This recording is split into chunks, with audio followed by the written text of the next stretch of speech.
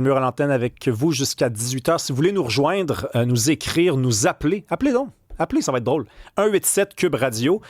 On va parler avec Rodolphe Huni, qui est analyste politique et chroniqueur à la Joute et au bilan, parce que on a des chiffres. Moi, j'aime ça, le baromètre des politiciens. Moi, j'ai une opinion sur les politiciens. Je l'aime, je l'aime pas.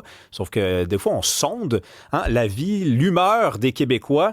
Et à chaque fois, je suis un petit peu surpris, Rodolphe. Je ne sais pas si c'est ton cas à toi aussi. Oui, c'est sûr que ce fameux baromètre qui est sorti ce week-end, ce samedi, un baromètre de Léger avec le Journal de Montréal, des fois, il y a des petites surprises. On se dit, ah oui, cette personne est si populaire que ça. Et il faut pas oublier non plus aussi que les politiciens, des fois, ils se font aimer. Puis ensuite, il y a la lune de miel qui se termine. Et après, ils passent de l'autre côté du classement. Donc, c'est pour ça qu'il y a des chiffres qui sont pas mal intéressants dans ce fameux baromètre. Parce que, par exemple, Mark Carney, il pogne, là. Ça marche, là. Ça marche au Québec.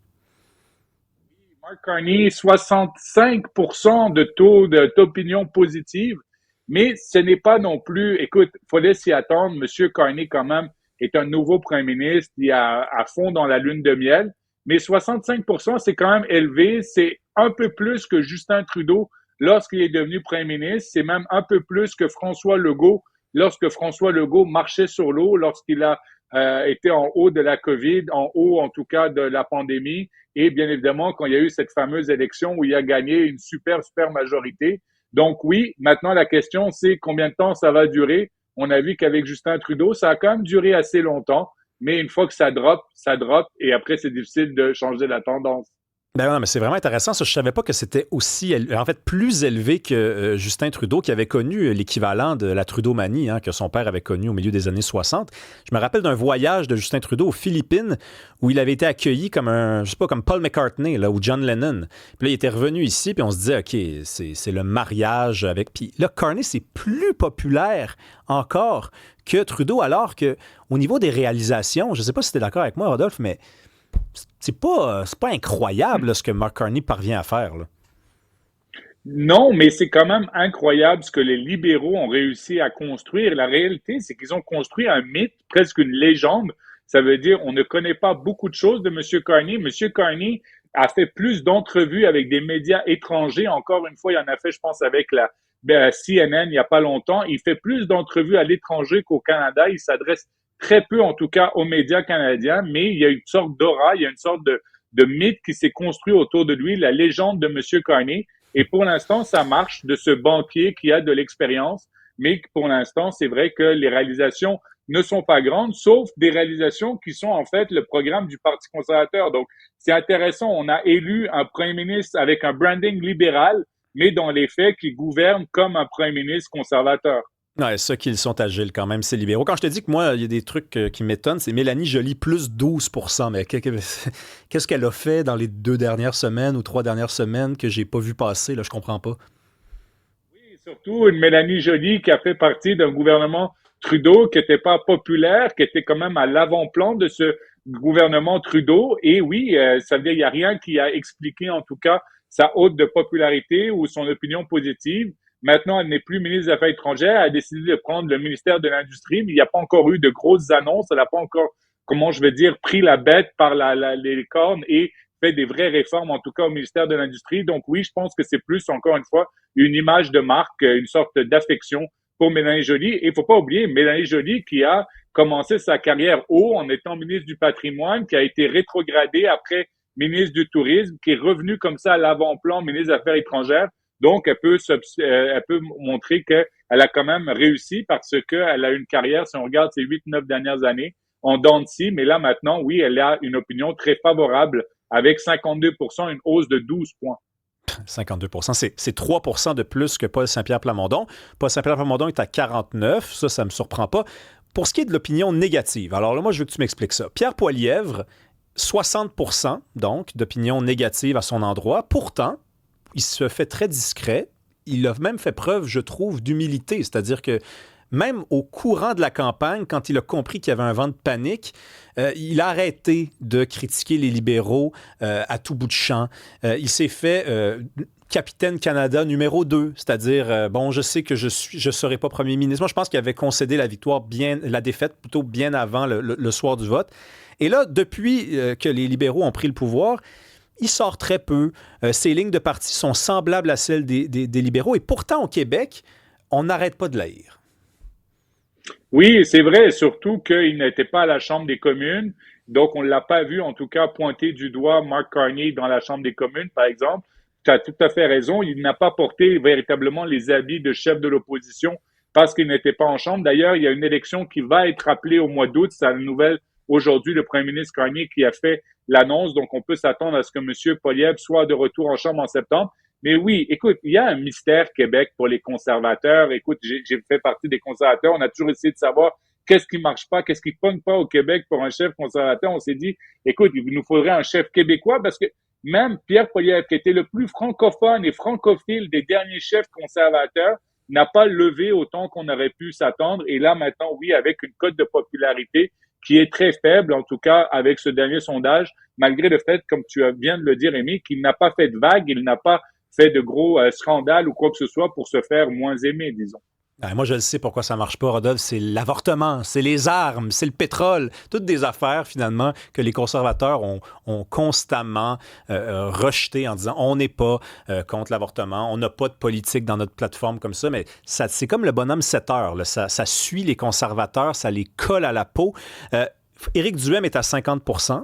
Lui aussi se fait quand même assez discret. François Legault, 59%. Ça, c'est pas étonnant. On va parler de la saga de la taxe numérique. Parce que, bon, là, oui. Vendredi, on apprenait que les Américains se retiraient de la table de négociation parce que les Canadiens tenaient, pour une raison qui m'échappe, vraiment beaucoup, mordicus, à cette taxe des GAFAM.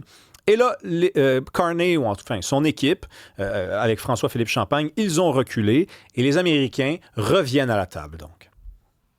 Oui, et puis il faut juste mettre un peu en contexte, ça veut dire il y avait un effort international à l'OCDE de plusieurs pays de faire ce qu'on appelait l'impôt minimum, s'assurer que les entreprises multinationales payent des impôts et n'essayent pas de jouer d'une juridiction à l'autre et que, oui, de taxer comme ça les Google, les Amazon et les autres.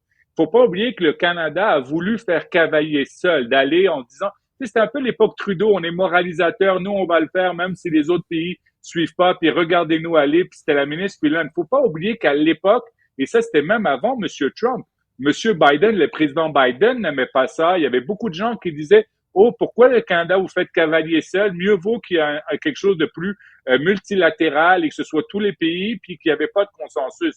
Le Canada a quand même voulu y aller, c'était clair que ça allait être un irritant, c'est clair que les Américains, M. Trump, allaient utiliser ça dans une négociation. Mais la question que je me pose maintenant, c'est oui, vendredi, M. Trump a dit c'est comme ça, on arrête les négociations. Dimanche soir, 10 heures le soir, le ministère des Finances qui dit bon, la taxe, elle est suspendue. M. Carney a parlé à M. Trump. Aujourd'hui, on recommence les négociations. Mais moi, je me pose véritablement la question. En négociation, c'est donnant-donnant. Le Canada a donné quelque chose. On a reçu quoi en retour? Parce que si c'est juste de se rasseoir à la table des négociations en disant, en enlevant une taxe qui, normalement, c'était 2 milliards de dollars qui était inclus dans le budget, je me demande qu'est-ce qu'on a eu en retour parce que juste de se rasseoir dans une négociation où on ne connaît pas l'échéancier, on ne connaît pas les paramètres, puis on ne sait pas qu'est-ce qui est en train d'être négocié, je ne suis pas sûr qu'on en sort très gagnant, en tout cas. Ah, mais je suis tellement d'accord avec toi, Rodolphe. C'est présenté par l'équipe libérale et aussi par les membres qui sont ceux du Conseil de la Fédération. Enfin, Jean Charest disait c'est un recul stratégique. On est de retour à la table de négociation. On dit oui, mais vous étiez à la table de négociation et vous avez perdu quelque chose. Donc, il faut nous dire ce que vous avez gagné. Sinon, on appelle ça une défaite. On appelle ça un recul. Il n'y a pas d'autre mot dans la langue française aussi clair pour définir ce que c'est. Ben oui, ben écoute, moi j'ai fait des négociations, puis normalement c'était ça, ça veut dire, je peux comprendre qu'on fasse un compromis. Normalement, dans une négociation, on essaye d'avoir gagnant-gagnant. Je comprends que c'était un irritant, je comprends la position du Canada, surtout, je le répète, c'était quelque chose qui n'était pas fait de façon multilatérale. Mais la question maintenant, c'est on a eu quoi en retour? Parce que si c'est juste de revenir à la table, je vois pas de mouvement sur les tarifs, je vois pas de mouvement sur l'acier d'aluminium. Est-ce que ça va venir? Je l'espère pour eux parce que tôt ou tard, M. Carney et le gouvernement Carney va devoir s'expliquer en disant qu'est-ce qu'ils ont eu en retour pour cette concession d'avoir comme ça suspendu cette taxe sur le numérique. Fred Bastien? Oui, bonjour Rodolphe. Je me demande, c'est pas là l'épée de Damoclès là, qui risque de tomber sur la fameuse voie dorée, la fameuse ligne de miel de M. Carney et de son taux d'approbation de 65%. C'est pas cette négociation là, qui pourrait faire achoper cette belle ligne de miel entre les Canadiens, les Québécois et lui? Oui, mais pas tout de suite. Ça veut dire, je donne encore quelques mois à M. Carney, en tout cas au moins jusqu'à l'automne, pour voir s'il y aura des résultats. M. Carney nous a dit qu'il avait un plan, qu'il nous a dit qu'il avait de l'expérience de négociation. Pour l'instant, on lui donne le bénéfice du doute. Il s'est lui-même mis cet échéancier du 21 juillet, mais si au mois de septembre, au mois d'octobre, au mois de novembre, il n'y a toujours pas un début de résultat, ou en tout cas que le Canada ait une exemption sur certains tarifs, je pense que oui, dans l'opinion publique, ça va commencer en tout cas à faire mal, surtout que la Chambre des communes serait revenue et là, ils se feront attaquer tous les jours. Pendant l'été, disons qu'il n'y aura pas énormément d'attaques. Oui, puis juste pour qu'on soit clair, tantôt, moi, j'ai fait allusion à mon incompréhension par rapport à l'insistance de l'administration canadienne en lien avec cette taxe-là. Je ne comprends pas pourquoi on tenait mordicus à ça. C'est parce qu'il faut quand même rappeler les chiffres. C'est 7 milliards, mais sur 5 ans. Donc, on parle de 1, quelque chose milliard de retombées économiques pour le Canada. Je ne dis pas que c'est rien, 1 milliard, mais à la table de négociation, on est en train de décider du sort de milliers de travailleurs de l'industrie de l'aluminium, de l'industrie automobile.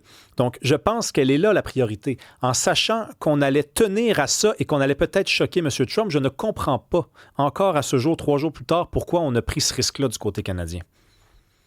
Oui, moi, je me l'explique mal que on est allé, moi, je te dis, c'était à l'époque de Justin Trudeau où il voulait dire, moi, je veux faire mieux que tout le monde, etc. Il y a une raison pour laquelle l'Europe et d'autres pays ont décidé d'attendre, c'est parce qu'il n'y avait pas de consensus international. Puis aujourd'hui, j'entends François-Philippe Champagne dire, oui, mais vous inquiétez pas, on va avoir après un consensus, puis on va travailler de façon multilatérale. Ben oui, mais pourquoi vous l'avez pas fait avant? Alors, si maintenant, on a enlevé quelque chose que soi-disant on avait, puis j'ai bien hâte de voir un budget parce que 2 milliards de moins dans un budget, ça fait quand même un trou en passant. Ben oui, bien sûr. Merci, Rodolphe. C'est agréable de discuter avec toi. Puis tu as accepté ça à la dernière minute. Alors, merci. Je vais m'en souvenir. Avec plaisir. À bientôt. Bye bye.